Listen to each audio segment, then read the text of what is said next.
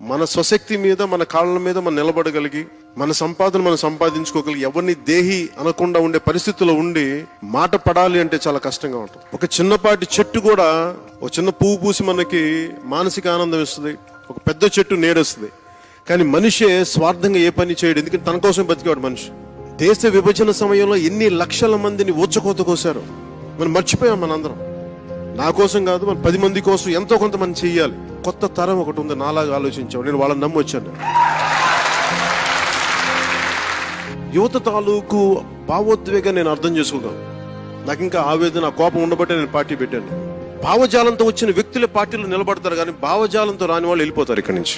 నేను అధికారం కోసం అరువులు చాచను, అధికారం కోసం అడ్డదారులు తొక్కను, అధికారం కోసం ఒకరి మోచేతి నీళ్లు తాగను.